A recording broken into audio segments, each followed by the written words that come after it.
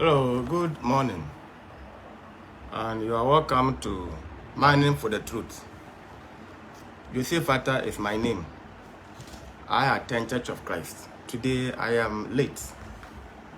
Yes, and I apologize. I had an exams to do online, but it's taken most of my time. So I apologize for that. Okay, thank you for joining me now or later to continue our Bible teachings. Yesterday I ended with blessed are the pure in heart. That was the episode 6. So today I'm going to continue with the episode 7. I welcome all my viewers, Australia, Dubai, USA, Ghana, everywhere in the world, and all those who join us from Facebook. Thank you so much, and thank you for liking my page. Some have been liking my page, some have been following. Thank you so much. I'm grateful. In fact, I've been doing well. I can't do it alone. So by following them, you can share on your various I would say accounts or platforms or pages. There's nothing wrong in sharing God's word. So to me, I see that there's nothing wrong in sharing God's word, except that only the Antichrist will oppose someone who shares the word of God. So do that and then be helping me. And I also thank those who have been helping me. One person has donated so far. Thank you so much. In fact, it helped me to do the data. And always I'm online. Yeah, it is by your grace. I mean, by your mercy. And by the grace of God. So thank you so much. May God replace whatever you lost and multiply your work. My name is Joseph Fata once again. And the number to call or chat is 0248 026557. 0248 6557. I'm in Ghana, West Africa. If you want to deposit, if you want to donate, it is the same number. Thank you so much. All right. So Mining for the Truth refers to the process of digging to discover the undiluted doctrines of Christ. When we say undiluted, we mean pure. Something which is not mixed. So we say undiluted, crude, undiluted doctrines of Christ. Okay, without wasting time, we shift to episode 7, Matthew 5, verse 9. Let's read and then we will start. Blessed are the peacemakers, for they will be called the children of God. I repeat, blessed are the peacemakers, for they will be called the children of God. Yes. So blessed or blessed are the peacemakers. They will be called, or for they will be called the children of God. We try to paraphrase by saying, blessed are the peacemakers. So Matthew 5 verse 9. Now let's start with the introduction and then we go deeper. The world today is full of violence. We are all aware that the world is now full of violence. Cartel members are killing one another in the streets. Fights are breaking out in bars, in stadiums, football stadiums, streets, and even at times during a gathering for birthday or party. Movies and television programs are filled with sex and violence. Yes, pornography is everywhere. Even on the internet, phone, for example, they are everywhere. And they've been gaining more money because people have been viewing. So we're saying that movies and television programs are filled with sex and violence. Of course, Christians are being insulted, underestimated, decapitated, hung by the neck and lifted by cranes as public spectacles and crucified. Yes, people are happy when Christians are killed. Yeah, they are happy. They go to watch. In fact, in the olden days, if you read about drama, since there was no TV, they killed and then they bet on that. So as they were being killed, Christians were being killed, then people were making merry. They were happy. Whether being skinned alive, being torn apart by wild animals, the interest is that they saw that to be an entertainment. So that was how drama started, where people will gather, and then some people, normally we call them hypocrites. All the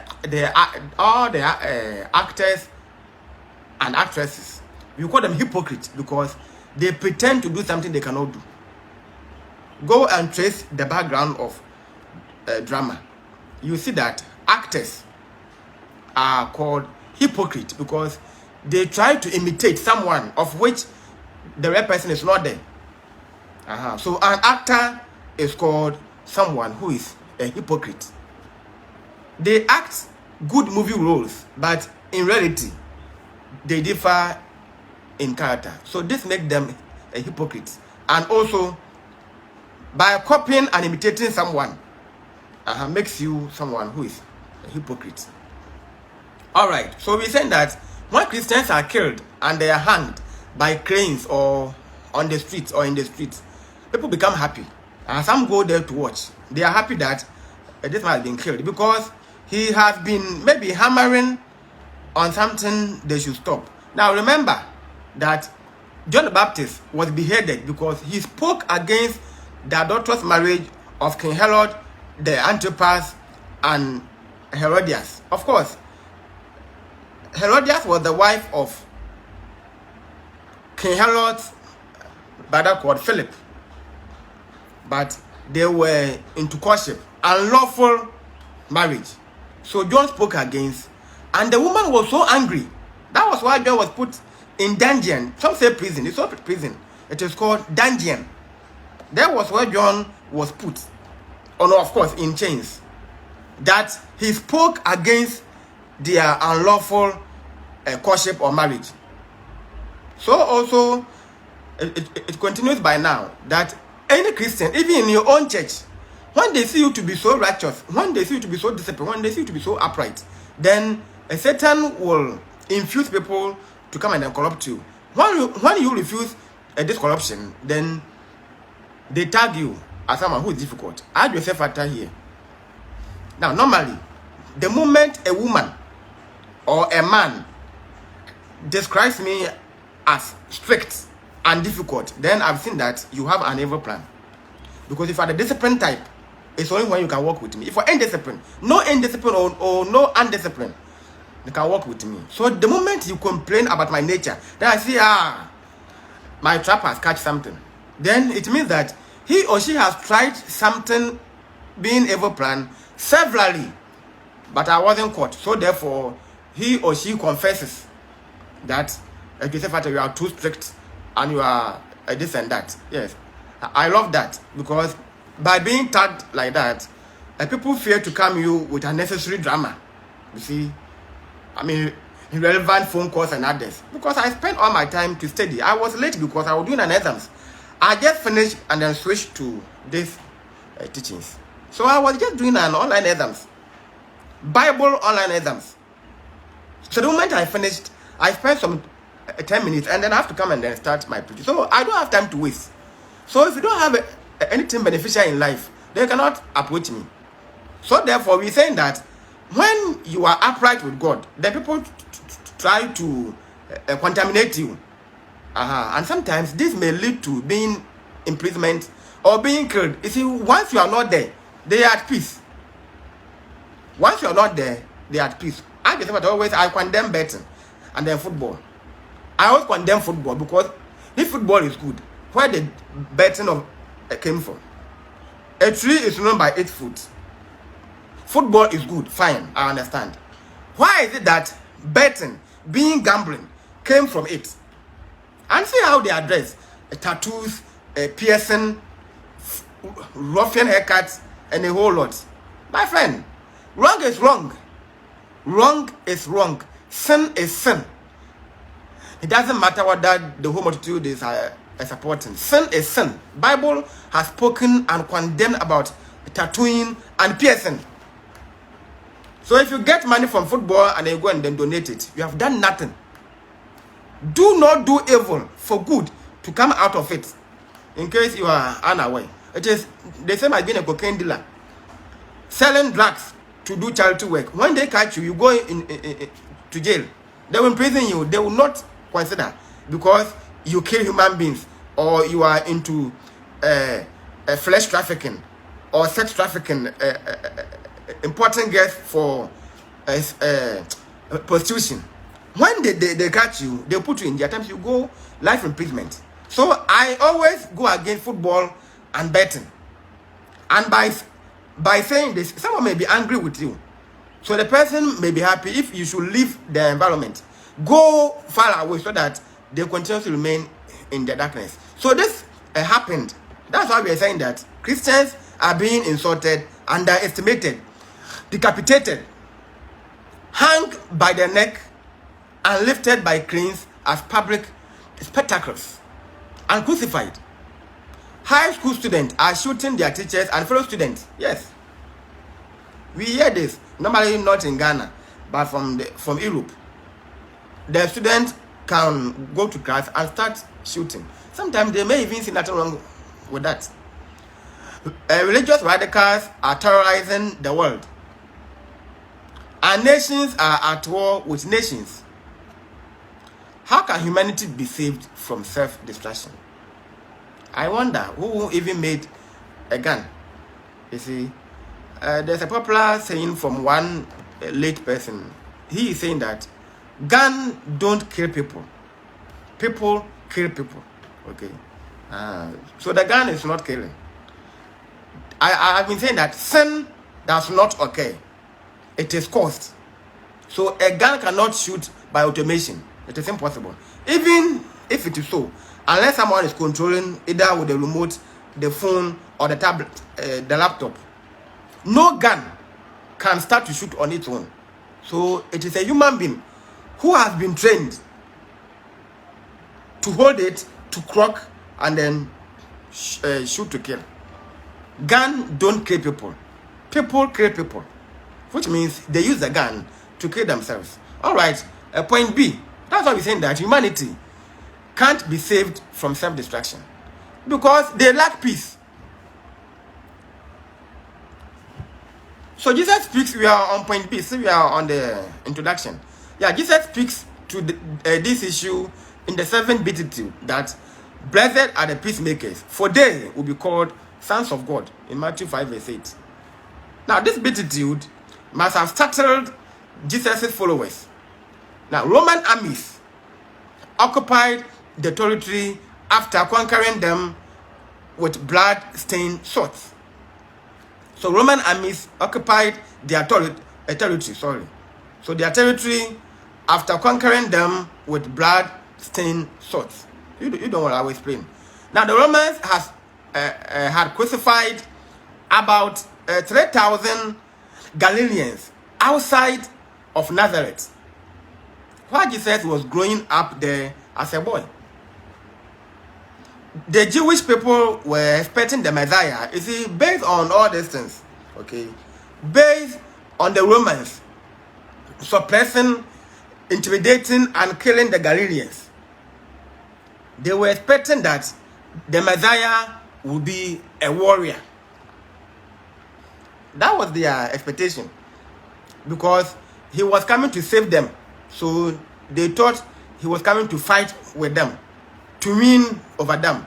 In terms of physical struggle, using guns, it could be anything. So they thought that the Messiah would be a warrior who would drive the Romans out of their country and restore glory to Israel. We mean peace. They thought that Christ was coming to drive them away. To defeat them, to conquer them. Then they will run away so that the whole Israel will be at total peace. Now Jesus was talking about peace and peacemaking, the opposite of their expectations. Now the warrior that they anticipated, now here he is saying that blessed are the peacemakers, and not someone who counter-attack, an eye for an eye, a tooth for a tooth. That language must have hit his listeners with astonishment. They will be so amazed and surprised that, it means we have wasted our time in vain waiting for this so-called Messiah. Instead of him to come and then counter attack to free us, rather he is telling us to make peace with them. So what was Christ saying at all? I mean, to the Israelites. Now, I'll give you some small brief as I continue yesterday. I will also continue today that the Roman Empire, it was an empire, not a church. This is what you must know. If you go to Matthew 10 verse 17, the Antichrist will come to you and I through men. So no Antichrist is coming from the sea, from the land, from anywhere. No. Antichrist will not come. Antichrist was already on the earth. That's why John spoke against it when he was on exile at Patmos on the Aegean Sea. That's why he wrote to the Christians under Roman persecution in symbolic language so that the Romans will not understand. So the Romans are what we can refer to them in Matthew 10 verse 17. So Satan was hunting the Christians from or through men, being the wicked Romans. So there was no Roman Catholic Church there. This is what you must know. I want someone who can name one single church which existed during Jesus' time. You can't. No founder was there. Name me your founders. Those who have invented different churches.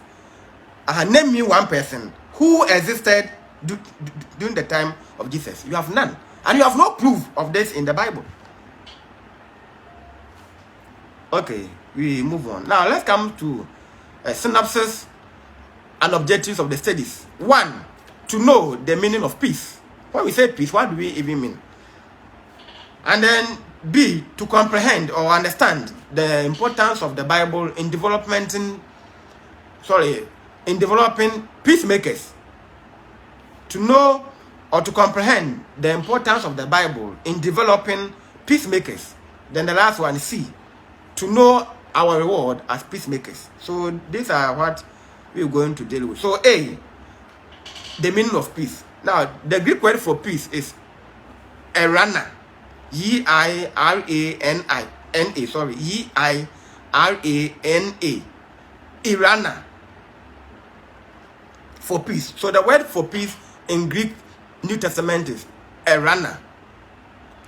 And the Hebrew word for peace. So today I'm going to trace both the Hebrew and then the Greek. So the Greek is Eirana, and then the Hebrew word for peace, even in the Old Testament, is called Shalom or Shalom. That's how normal people have been using Shalom or Shalom means peace. So the Hebrew word for peace in the Old Testament is Shalom or Shalom, and then the Greek word in the New Testament for peace is Eirana, E-I-R-A-N-A. Now, what are they meaning? Now, these two words imply not only the absence of conflict, but also the enjoyment. So 1, it refers to absence of conflict.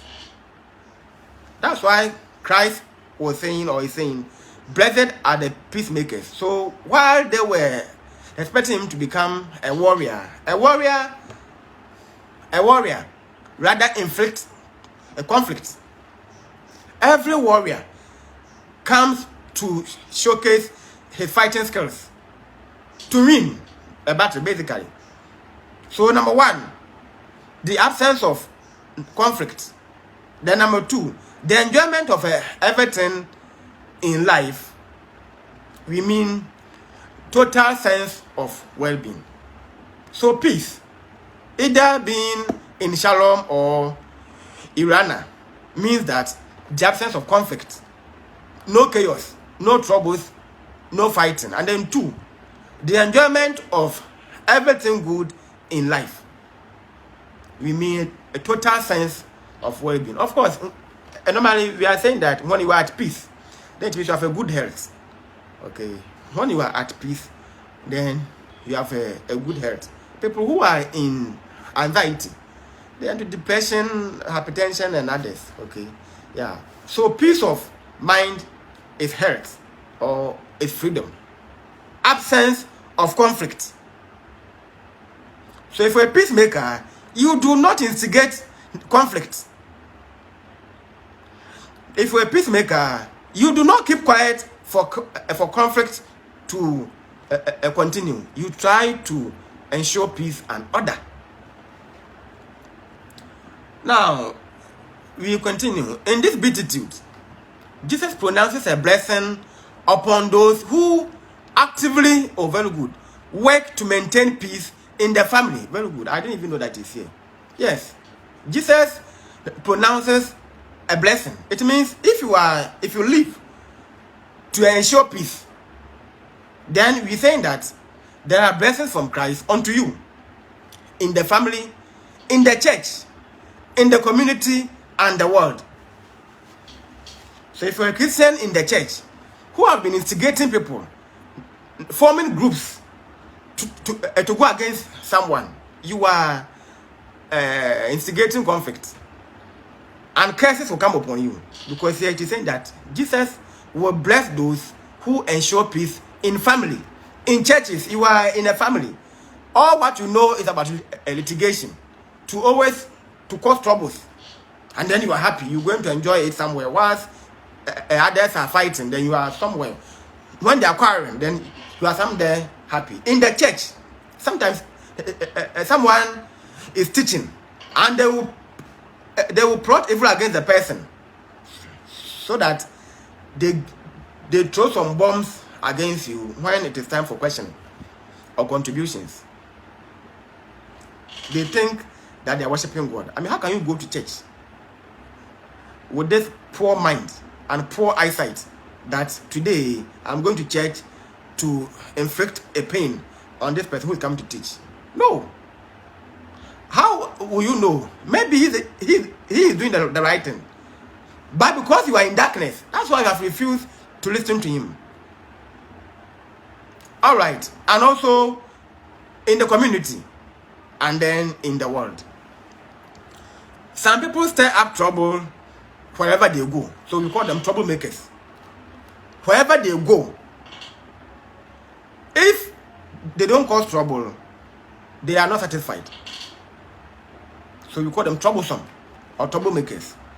Wherever they are, in church, in community, in their family, in the world, everywhere, doesn't matter whether the person is a Christian or an unbeliever, they are troublesome. Even in their own marriages, they cause problems and troubles in the house. So we say that different people seek to restore peace where there is discord. People seek to restore peace where there's a discord. Some are working for Satan as mannequins and Antichrist. Always, I've been saying this. Some are working for Satan as Antichrist or mannequin. Once again, a mannequin is a dummy used for advertisement. So if you go to boutique, you see them there. They are more or less like cartoons. So they are used to display some clothing for people to come and buy. Or sometimes celebrities, they also wear some brand of shirts. They may use a gadget to do adverts. We call them mannequins. They are dummy used for advertisements. Now, if you are an unbeliever, that one is boutique. If you are an unbeliever who is working for Satan, singing a song, calling yourself a hip-hop artist and hip-hop artist and others, taking bets, joining Freemason, Illuminati, I mean anything evil, drunkard, womanizing, manizing. We also call you mannequin. And this mannequin here is defined as a stupid and an ignorant person. Someone who is ignorant is a person who works for Satan. Someone who is stupid, we mean the word stupid means lacking intelligence. Because if you are sensible, if you are sensible, Ephesians 4 verse 28. Ephesians 4 verse 28. Let's prove that betting is a sin. Betting is a sin. Ephesians 4 verse 28. You see, I have more Bible verses to prove all my point. Let him who steals steal no more. Betting is stealing. Ephesians 4 verse 28. Let him who steals steal no more, but rather let him labor, working with his hands, the thing that is good, so that he may have something to give to him who has need. Let him who steals steal no more. Betting is a sin, and we call you a Satan's a mannequin. You are antichrist, against Christ. Someone will say anti-Christ. You are antichrist. And foolishly, they also involve people, and wherever they are, to join the betting. They exist to live for Christ. Unfortunately, they go to church. Unfortunately, they go to church. Unfortunately, they go to church. And they even give offering from this betting, from this stealing. It is a curse upon you. When they see you that you are in the church, you are not able to dress well, you are not able to give, or every Sunday, they make fun of you in their heads when they meet. Yeah, they make fun of you. Meanwhile, they are stealing. They are stealing. Some have been contributing to church project based on the bet that they have won. Betting is a sin. There's no way betting can be. Wrong is wrong, period. Betting is a sin. And where did it come from? From football. They are all Satan's mannequins. They are stupid people, because at the end, they will go to hell. That's why you are an ignorant and stupid person, lacking intelligence. How on earth will you kill for Satan? We mean to kill human being. It is so easy to even kill a fowl. But people are killing. They are sacrificing for Satan. And upon all these contributions, upon all this voluntary work, when you die too, you go to Tartarus and later to hell to suffer and suffer again. This makes you a mannequin, a dummy, in which Satan is using you to fulfill his dirty works. Right, we move on. So we're saying that some are working for Satan as mannequins and antichrists, and others are doing God's work as Christians. So that is a property of Christ. When we say a Christian, we say property of Christ. As I said, I will teach what is a Christian, what is a Christian, and what is the church. A Christian is a follower of Christ. That's one. Now, if we are aware that a Christian is a follower of Christ, now when we say a follower, we mean, for example, a pet following the owner. So the owner owns the pet.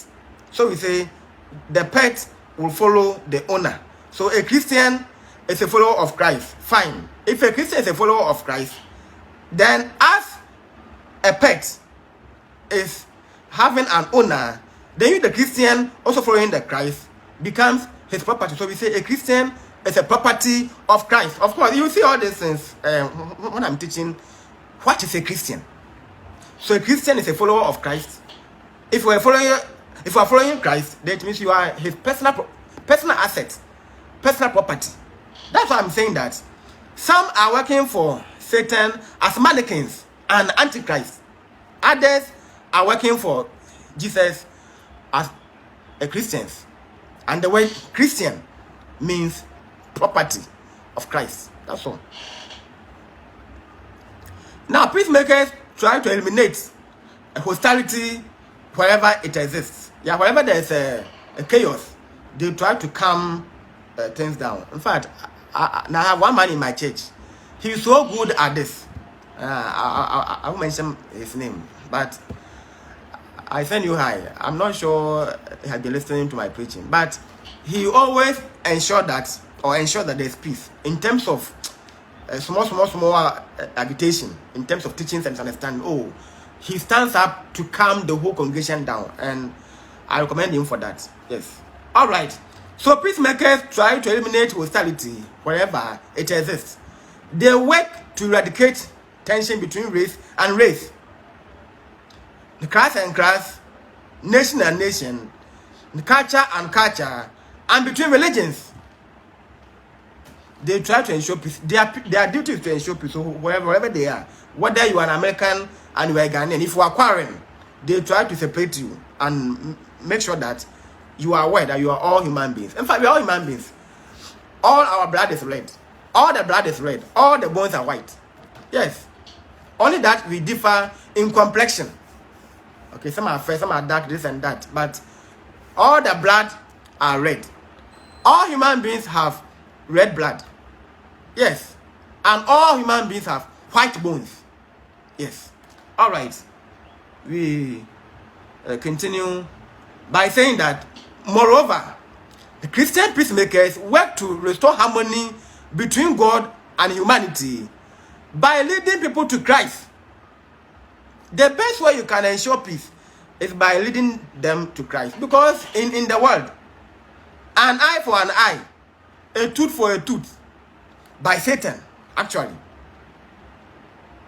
But in Christ, we try to ensure peace. So the best way to redeem them is by bringing them to Christ. That's all. Because when they come to Christ and they're baptized and then they are in their church, we teach you the Bible. And there's no conflict in this Bible. There's no eye for eye in this Bible. Even though it existed in Moses' time, but Christ came to complete it. That rather we should pay evil with good or evil with blessing. No more an eye for an eye and then a tooth for a tooth. So the Bible is a book of peacemaking. That's why they are saying that by bringing them to Christ. The world today desperately needs more peacemakers, of course. They need. If we were all peacemakers, then there will be no quarreling, no fighting, no killing in the world. Because when you slap me, I walk away because I see it to be a challenge in you. I mean, Satan is at work. Not an eye for an eye. So when you slap me or when you hit me, I walk away. When I see that you are coming towards me with a cutlass, I run away for peace. There's no way I'll be looking for a nearby stick, then you will be fighting. No. Because one may die or we may all get hurt. So the world needs more peacemakers.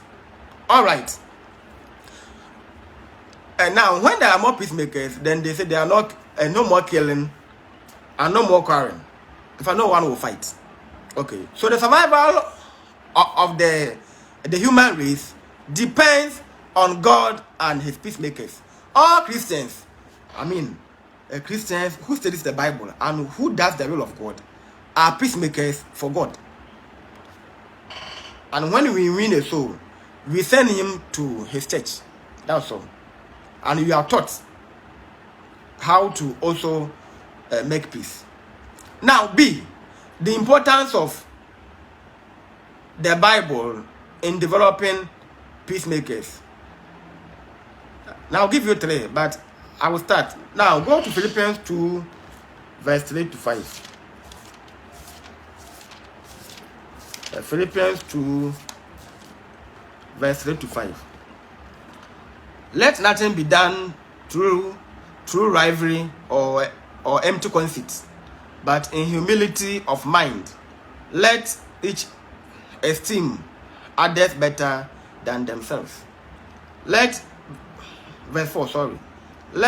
each one not look out merely for his own interest, but also for the interest of others. Verse 5. Let this mind be in you, which was also in Christ Jesus. So we're saying that regular Bible study reduces our tendency to lash out in anger, and it creates an environment that diminishes bitterness and destructive thinking.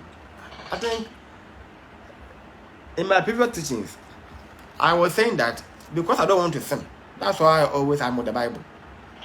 Yeah, if you don't want to sin, please be always reading the Bible. And I also made an example that anyone who studies the law, it's hard for him to commit a crime, because he himself becomes the law. And he's aware that if you break this law, your punishment is this. So the person will not do it unless otherwise. So anyone who practices, who studies the Bible and put it into practice, it is hard for you to sin. So hard. That's why we're saying that regular Bible study or studies reduce.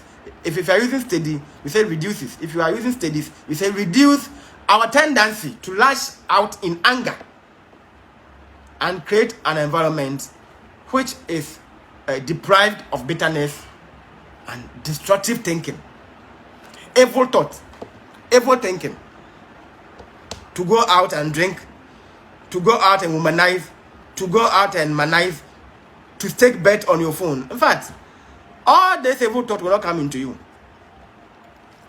It enables us to forgive others. We mean the Holy Spirit speaks to us through His words that He has inspired. Because you are always governed by the Bible, the Holy Spirit will guide you. Now we're saying that when the Bible is in you, then is when the Holy Spirit can come to you. By for studying bets and others, the Holy Spirit will be far from you.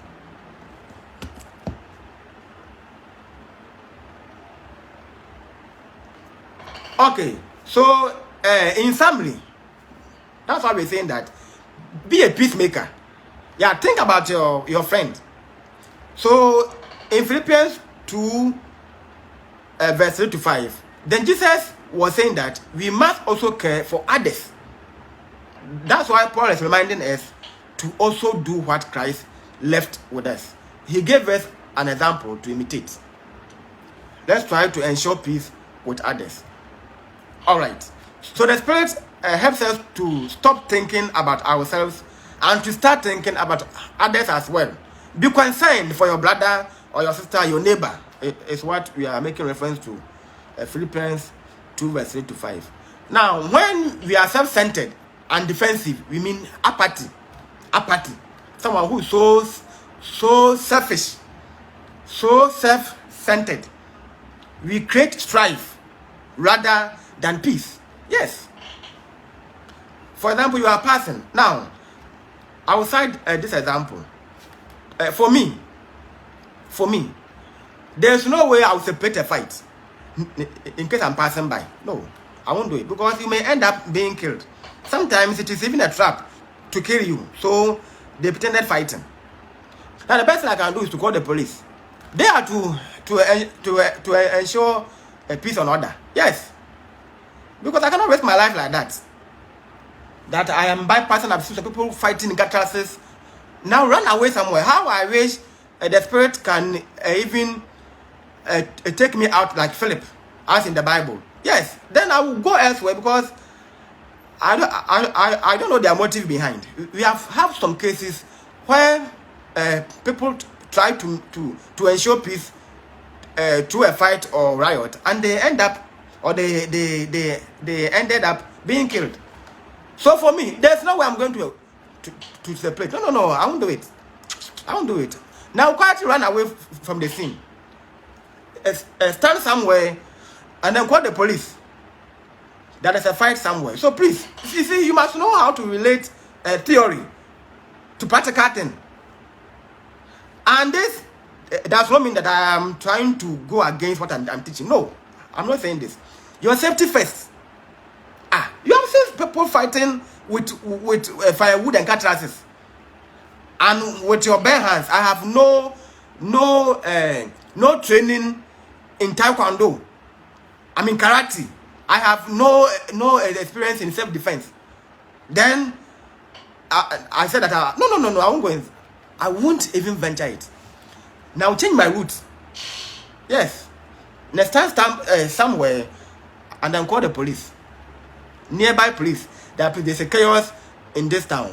If they go, fine. If they don't go, I care less.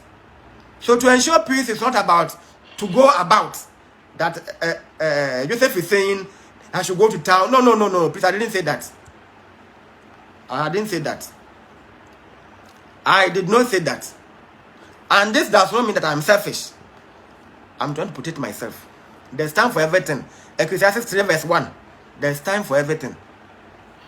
Good. We move on. So we're saying that when we are self-centered and defensive, we create strife rather than peace. We fight for our own rights and defend our honor. So once again, if there's a mere dispute, physical struggles, and then the use of weapons, my friend, that one you have to venture, and then you try to separate them. Don't stand or take any side. Your duty is to ensure peace, and then in peacemaking, you calm down all the sides and not taking after only one. But when we become peacemakers, we humble ourselves and are willing to suffer injustice, rejection, mockery, and humiliation to restore peace and thus bring honor to God. Yes, at times you are going to be insulted based on this. Someone may accidentally even hit you. Yes, it happens. At times maybe it is a mere fight between brother and sister, husband and wife. Minus weapons. So as you try to separate them, maybe someone wanted to hit the other, and then it was directed to you. So this becomes in a form of an assault. Of course, there's nothing wrong with that.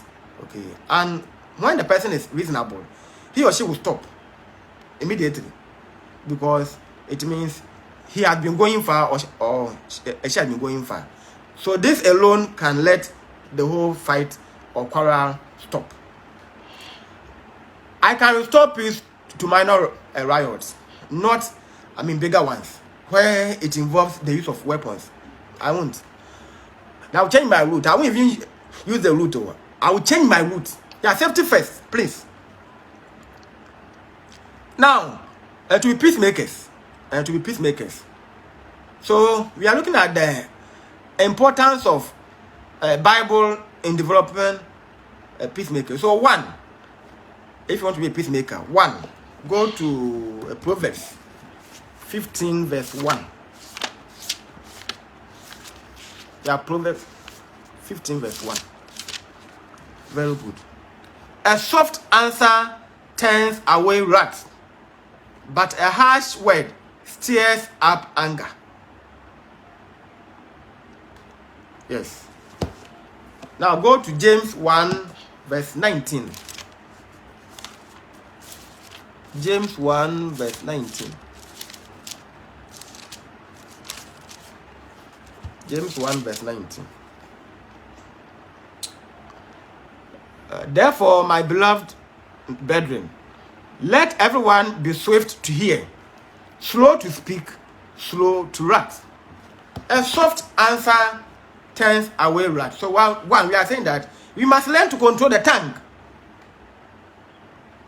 By being a peacemaker, number one, we must learn to learn. The word is learn, not to control, but rather we must learn. We didn't say we must control. We must learn. So it means that the tongue can mislead you. So we must learn to control the tongue. So Proverbs 15 verse 1, James 1 verse 19. The way you're going to answer can either diminish or rekindle the problem. If you think you are so angry, then keep quiet. So the best answer when angry is silence. You move away from there. If it is phone, you go offline, or you switch your phone off, so that with time, maybe by the next day, by the next week, by the next 4 or 5 days, then you see that, oh, this isn't even an issue. Or even if you're going to reply, your answer will not be that harsh as compared to when you were angry. Yes, you will now plan carefully how to reply or answer that incident. Sometimes you may even choose to ignore at all. By so doing, you have ensured peace. So we're saying that by being silent, your mouth is shut. And when your mouth is shut, where will the tongue come out to insult?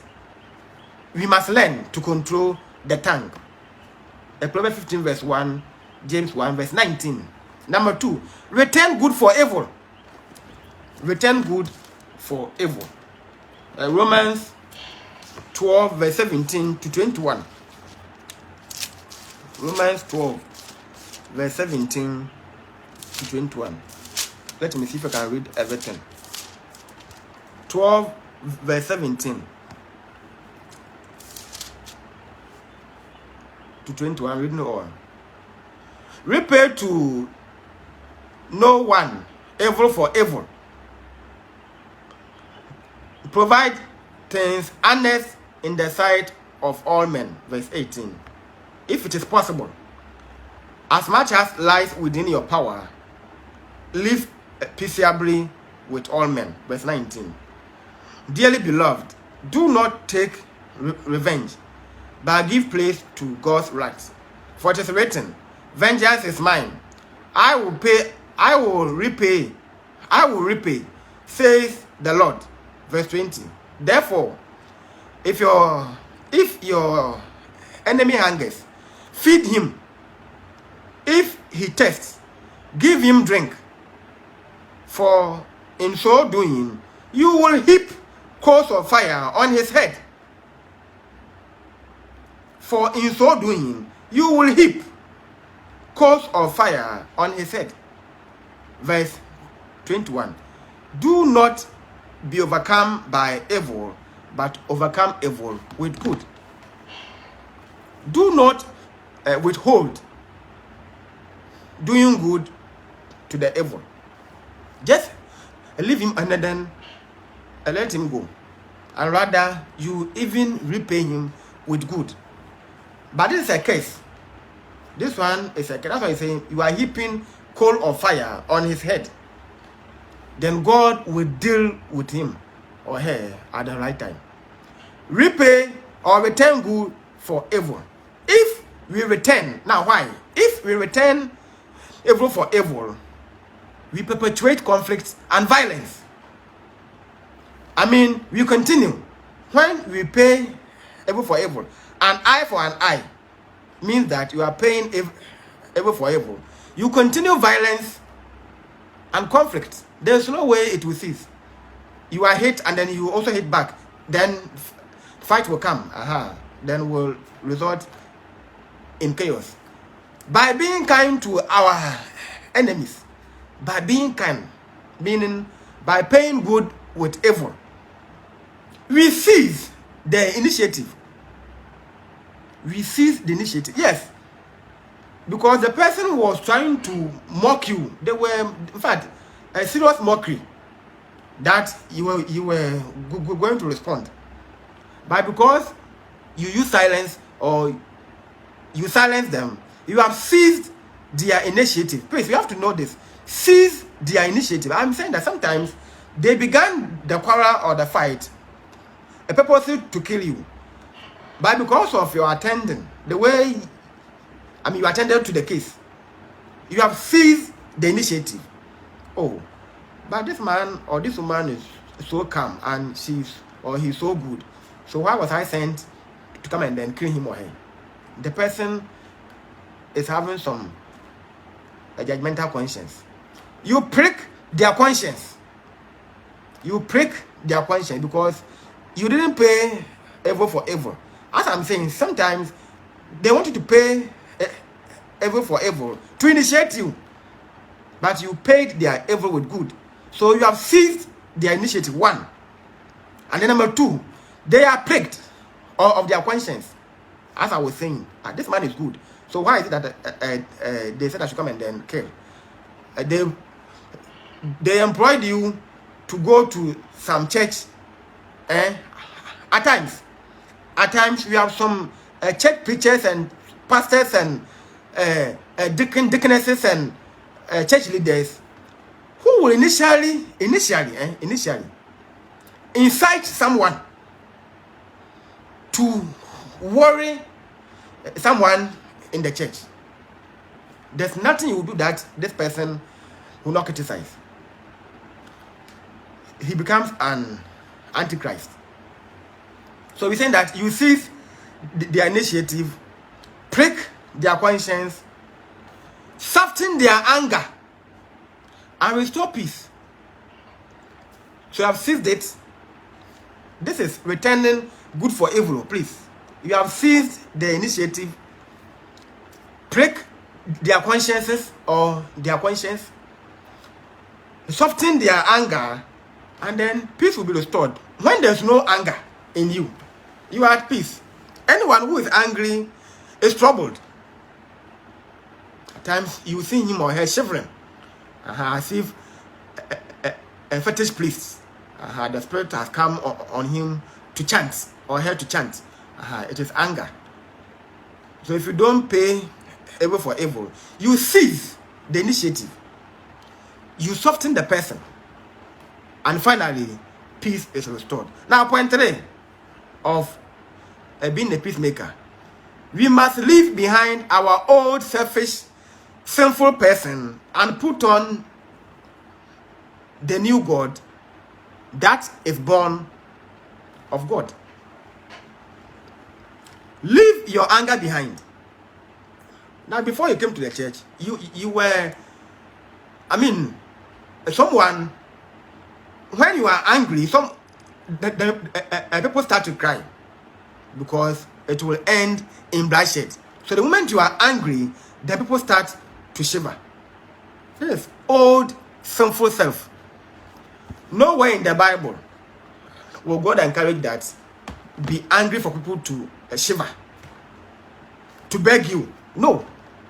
It is old, sinful self. So rather, if you are in God, put on the new self.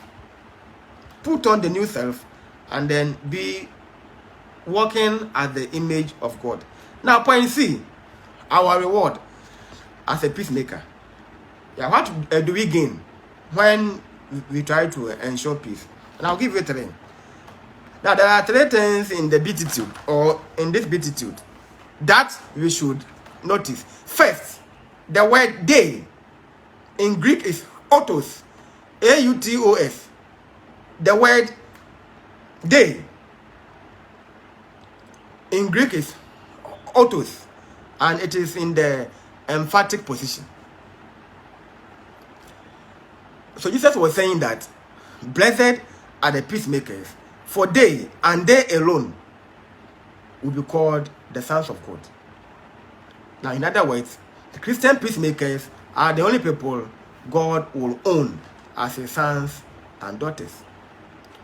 So if you don't ensure peace, then you are living for Satan. Only Christian peacemakers. The phrase is not only Christians. Only Christian peacemakers. So, not that you are a Christian and then you incite or you instigate anger, chaos and then troubles and quarrel. No.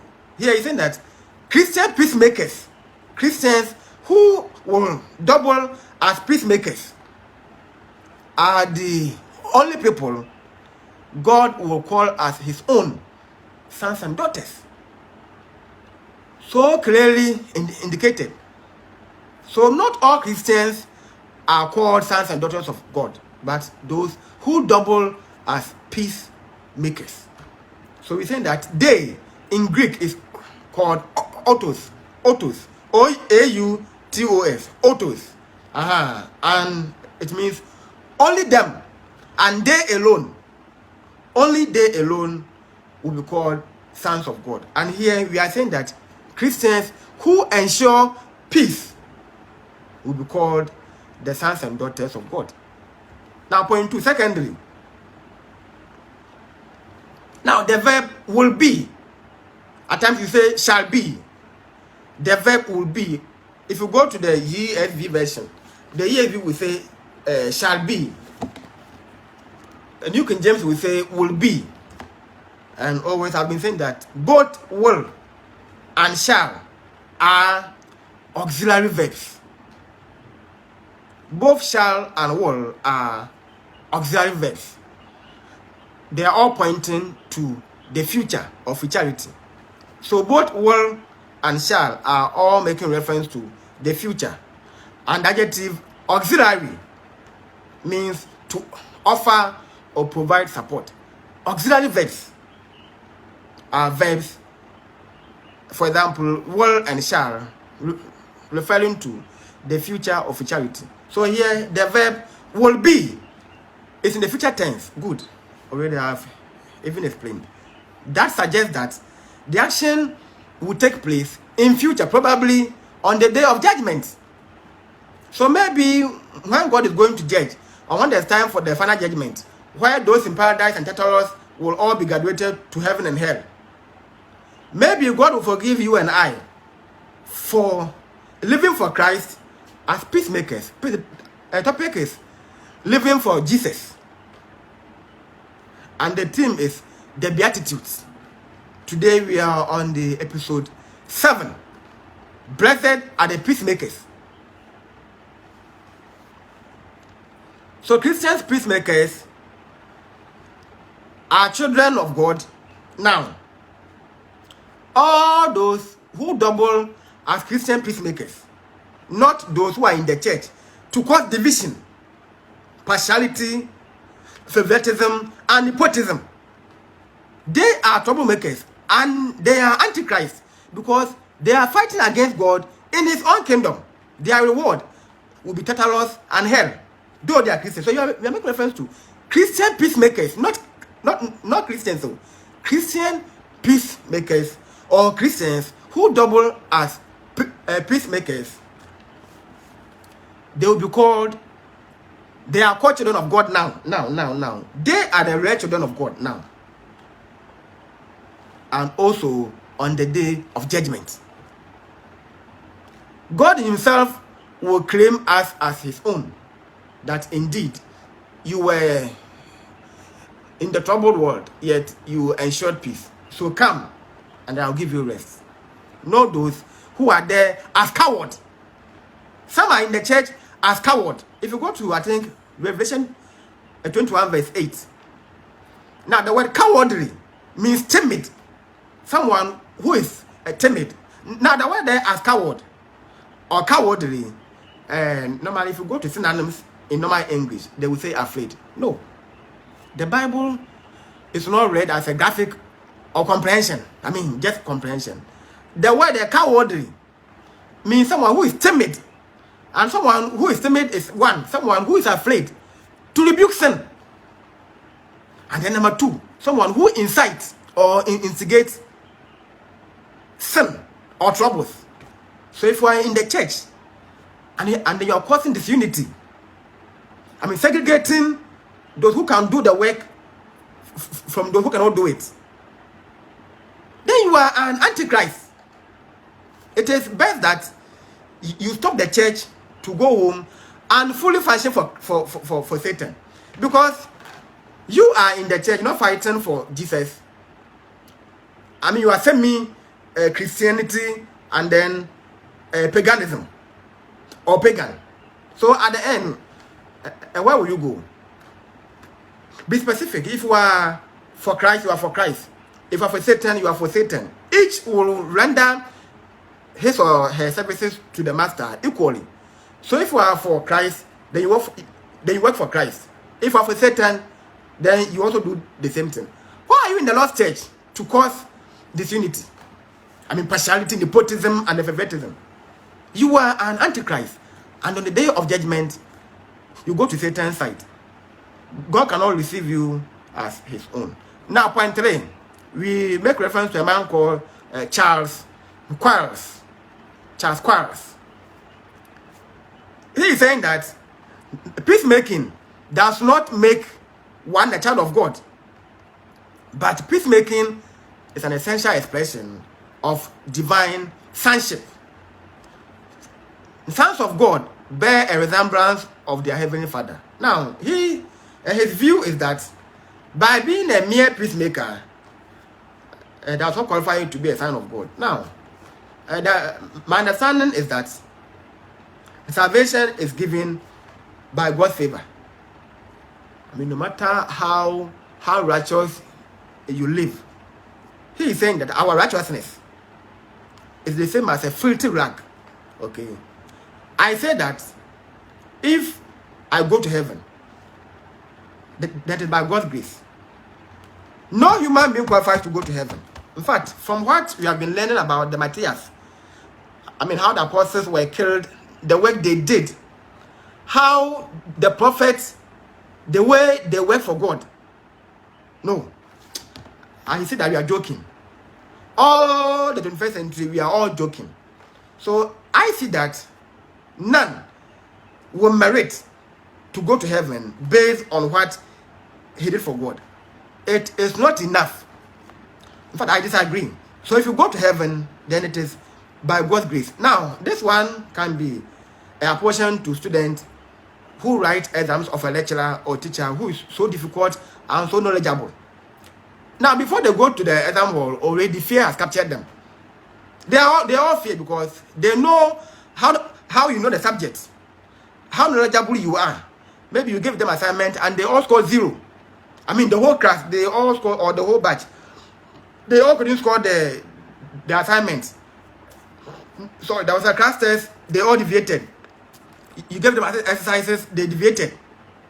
Maybe they wrote a mock exams, they deviated. I mean, all what they did, they all deviated. So they fear that for these exams, no matter how I learn and write, I will still fail. And at the end, lo and behold, by the grace of God, someone has scored 70. You say, hey, wow. Hey, you see, at times, they come and give you a gift. You understand? You'll be there and the student will come down. Oh, say, please, take this and, I mean, it could be more or something. Then you ask why. Or sometimes the person say, oh, say, please, it's nothing. Later before you may hear from somewhere that maybe because of the grade that she or he had, he or she never taught. Based on how you know the subject, how principled you are, your marking, when you are marking, you vet. Marking is no marking unless you vet. If you're a teacher and you are marking, you have to vet. You correct a punctuation. So someone will write I, small I, minus the dot. The person is wrong. Because even in typing, the moment you type I in the PC, the dot will come by automation. So what do you mean by you forgot to punctuate? You are wrong. That's why you are taught punctuation even in secondary school. I mean, as a topic, punctuation. You are taught apostrophe, question mark, full stop, and a whole lot. You must know it is actually indiscipline that I forgot to. You are wrong. The moment you write minus full stop, it means you are going to continue. So it means you are wrong. You have not finished with your answer or your sentence. So nobody will give you a question mark for wasting time. Whether there was the end or not, because you didn't punctuate. So you didn't tell me. Now punctuation gives direction. So we're saying that when you go to heaven, it is the same as writing or dealing with someone who is awkward. The word is awkward. When we say awkward, we mean difficult to deal with. Being a teacher, a husband, a wife, a child, whoever he is. All what you will do in your mind, you think that the person is not impressed. You will do and do. At the end, if you have to fail, he will fail you. Sometimes some lecturer or teacher will fail the whole class. Sometimes he will mark and in fact, none will even qualify to fail. I mean, just fail marks. Someone will not be able to get it. We make reference to, let's say, from 0% to 49%, or let's say 40%. Some will not be able to fail. You can imagine a candidate who could not fail for the lecturer or teacher to even become happy. Just fail for him to become happy. Some could not attain the fail mark. 1%, 5%, 15%, a whole lot. You understand? All because maybe initially they had thought that this subject is difficult. This course is difficult. And the lecturer or the teacher too is also difficult. So therefore, I won't even waste my time to study. No. Whether we qualify to go to heaven or not, whether we don't qualify to be peacemakers or not, we try to be. So try to do your best. By ensuring peace, does not mean that by automation you must go to heaven. No. To go to heaven is by God's grace. Remember, for all have sinned, and continuously we are sinners. Continuously. A Christian is a sinner. All right. Now, conclusion.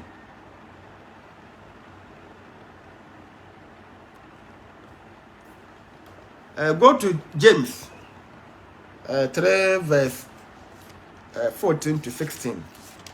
and then later I'll tell you my point. James 3 verse 14. But if you have bitter envy and strife in your hearts, do not boast and lie against the truth. Excellent. If you have bitter envy and strife in your heart, do not boast and lie against the truth. The wisdom does not descend from above, but is earthly, sensual, demonic. Now verse 16.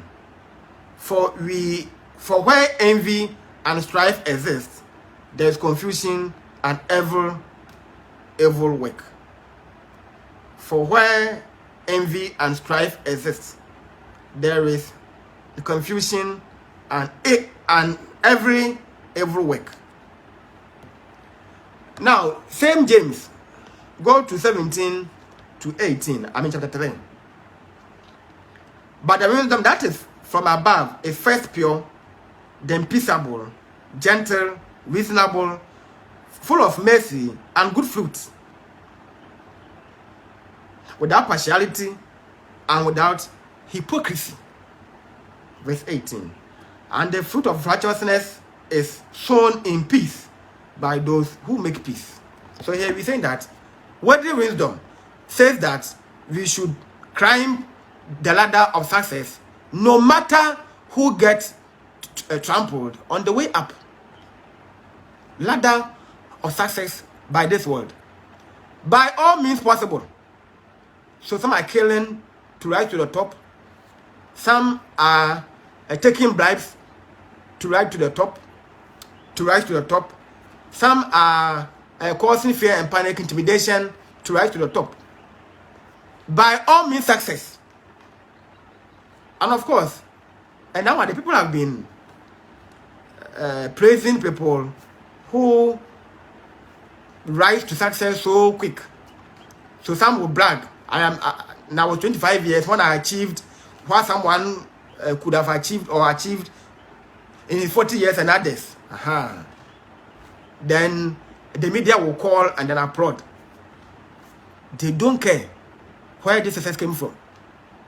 The interest is that you own your car. For example, you have married, and then within some few years you have built your own house. Hey, come and see praises from the in-laws and then the neighbors. Oh, you have done what you have done. Well, this is marriage. This is and that. So they will even use you to condemn some people. And of course, they'll be using some people to condemn us as well, because they see us to be like a tortoise crawling in life. So we say that worldly wisdom says that we should climb the ladder to success no matter who gets trampled on the way up. So we don't care. The interest is that you own your own house, your own car. So you have a car. Your wife also has a car. All the children are transported to school to and fro by car. Pride. So by this, the child does not even learn sense. Let him walk in the sun, in the rain, to see how it feels to sit in the car and then see his or her fellow student walking in the sun or in the rain. By so doing, if this child is a female, you are instilling in her that good marriage is not about marrying a husband who has a car. Of course, the car can break down. At times, all the cars will be at shop. So you go by dropping, and the dropping will not send you to your home. At times, you are living maybe on a hill, so you have to alight and then you walk. But when you have your own car, then it's when you were climbing.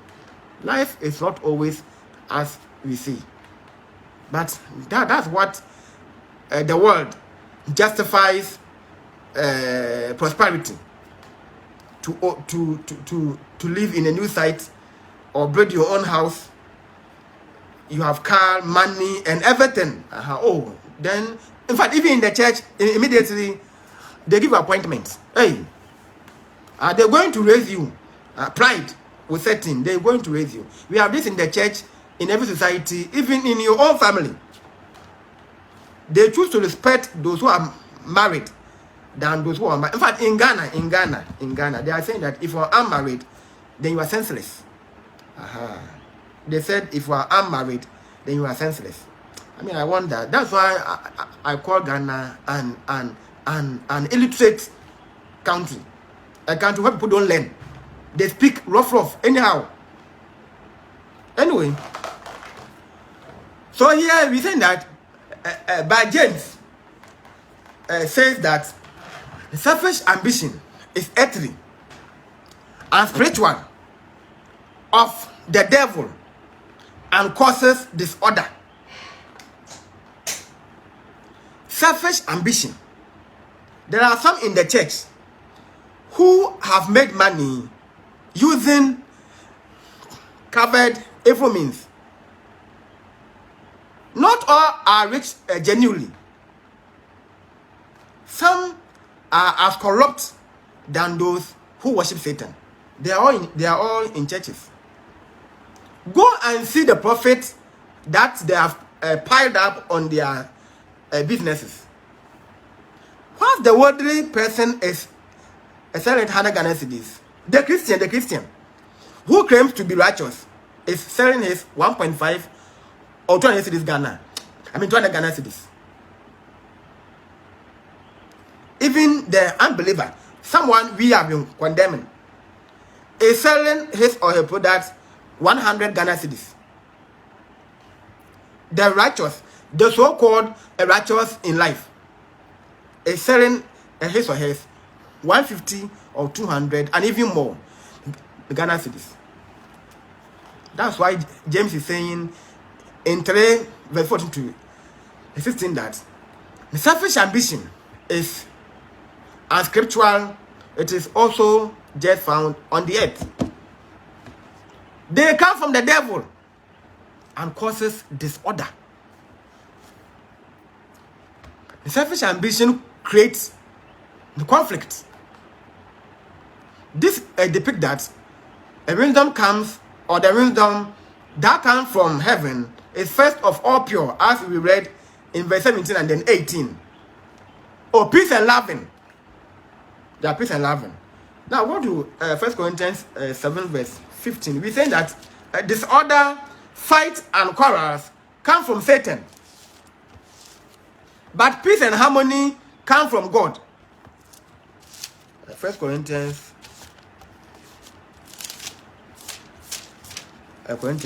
What are you? 7 verse 15.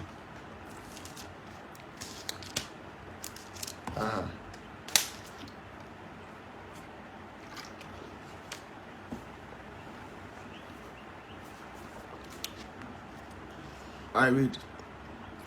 But if the unbeliever lives, let him live. A brother or sister is not enslaved in such cases, but God has called us to peace. Disorder, fight, and quarrels come from Satan. That's why I was saying that anybody who is in the church, who is in the family, who is anywhere, causing disunity, partiality, disorder, nepotism, favoritism, tribalism, they are all antichrists. And now it is here that disorder, fights, quarrels come from Satan. So clearly here and everywhere. So clear. Peace and harmony. Peace and harmony. When we say harmony, we mean in agreement. Come from God. That's why Apostle Paul is saying that God has called us to live in peace. So anybody who causes disunity is antichrist.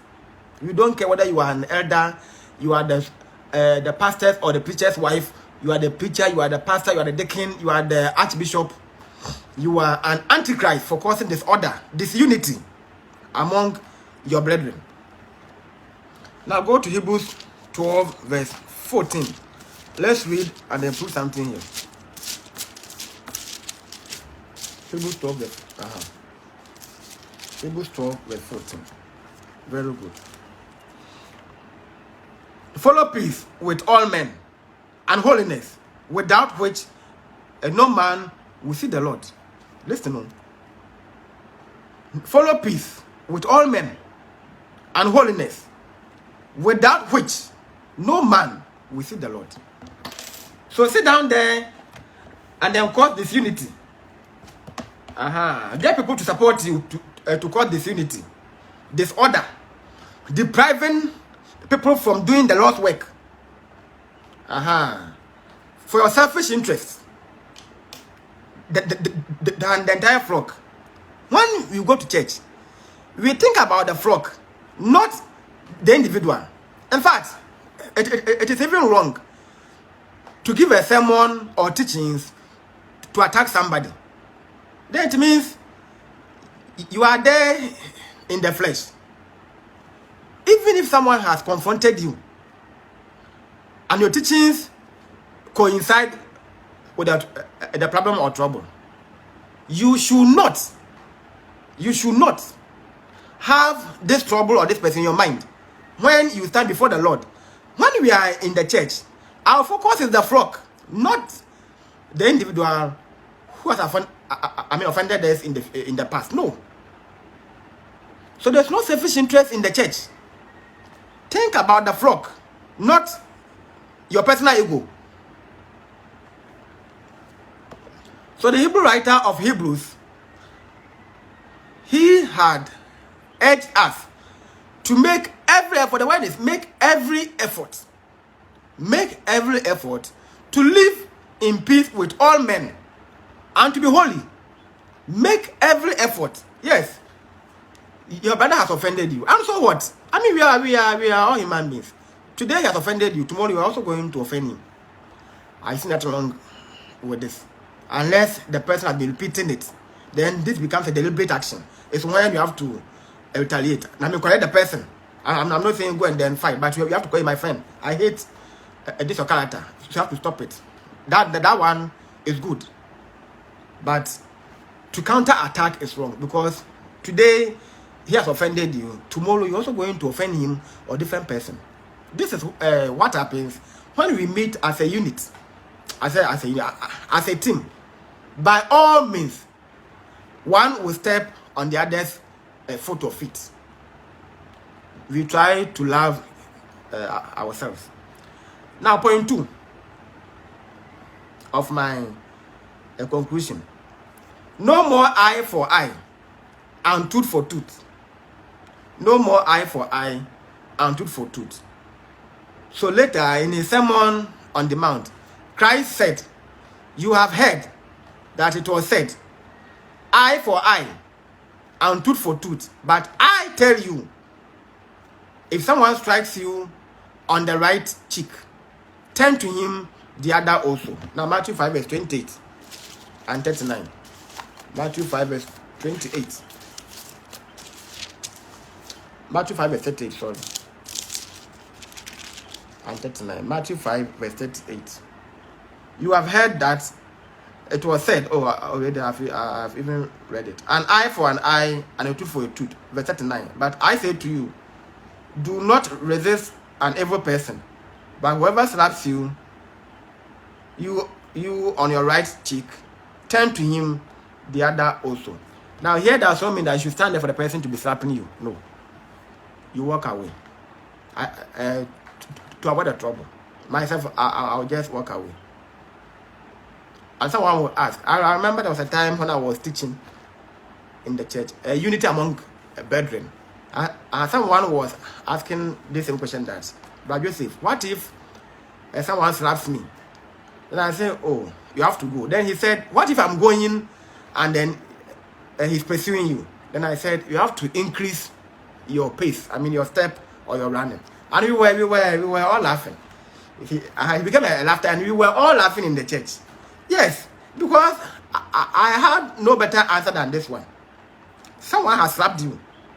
They try to walk away. The person is following you. You are going to increase your steps, and if possible, you run. If he runs, then you also run. as far as you can go. Then you become tired and then you are free. That's all.